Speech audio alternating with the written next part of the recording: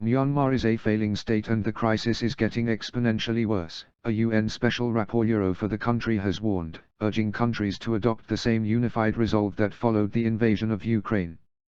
The same types of weapons that are killing Ukrainians are killing people in Myanmar. Tom Andrews, Special Rapporteur on the situation of human rights in Myanmar, told The Guardian in an interview, citing the supply of Russian weapons to the junta since the coup 2 years ago. The junta relies heavily on aircraft from China and Russia, and has increasingly resorted to airstrikes to attempt to quell determined resistance forces.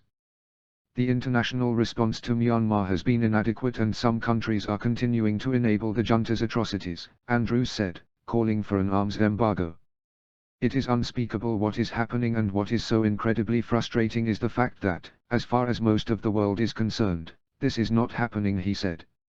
Instead, the world was watching a train wreck, Andrews said. Myanmar is a failing state, it is in the process of failing, and this is happening before our very eyes. He spoke ahead of a report, to be presented to the Human Rights Council next week, that details how people who have fled Myanmar face the risk of arrest, detention, deportation, pushbacks at land and sea, as well as obstruction of their access to the UN's refugee agency, UNHCR. Myanmar was plunged into chaos in February 2021 when the military detained the country's leader, Aung San Suu Kyi, and seized power. The coup has provoked widespread opposition, including both a peaceful civil disobedience movement and an armed resistance. Conflict has spiraled over the past 2 years, spreading across vast areas of the country, including regions that were once peaceful, where members of the public joined defense groups to fight back against the military. The military, which analysis suggests has lost territory to the resistance despite having superior weaponry, has increasingly deployed airstrikes, including against schools and medical facilities, as well as scorched earth tactics, in an attempt to stop the resistance. As it becomes more dangerous for their troops to operate on the ground, they have resorted to these gunships, fighter jets that are dropping bombs on villages and even IDP centers, camps for internally displaced people who have been forced to flee, said Andrews. Myanmar's military has previously denied carrying out atrocities and says its operations target terrorists. A report by the Special Rapporteur last year said Russia, China, and Serbia were providing the junta with weapons. A recent investigation by Myanmar Witness also found the military was heavily reliant upon Russian or Chinese air assets for its attacks. Andrews said he recently spoke to a father whose home was destroyed by the military. The father had taken his family to a center for displaced people, only for it to be bombed.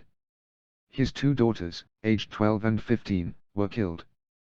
The junta launched airstrikes in 10 out of 14 of the country's administrative divisions during the last 6 months of 2022, according to Myanmar Witness, with such attacks occurring on an almost daily basis.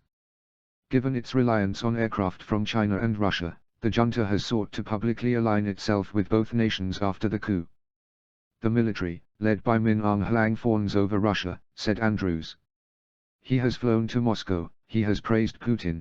They of course seek and secure weapons that they use to commit these atrocity crimes. However, Andrews said that other countries are capable of taking more robust strategic action to stop the junta from accessing resources. While many Western governments have imposed sanctions, greater coordination was needed, he said. An arms embargo, and measures to stop aviation fuel from reaching the military should also be adopted. He did not suggest sending weapons to support the resistance, but instead measures to stop weapons or resources from reaching the junta. Andrews has also backed calls for the UN Security Council to pass a resolution that will refer the situation in Myanmar to the International Criminal Court.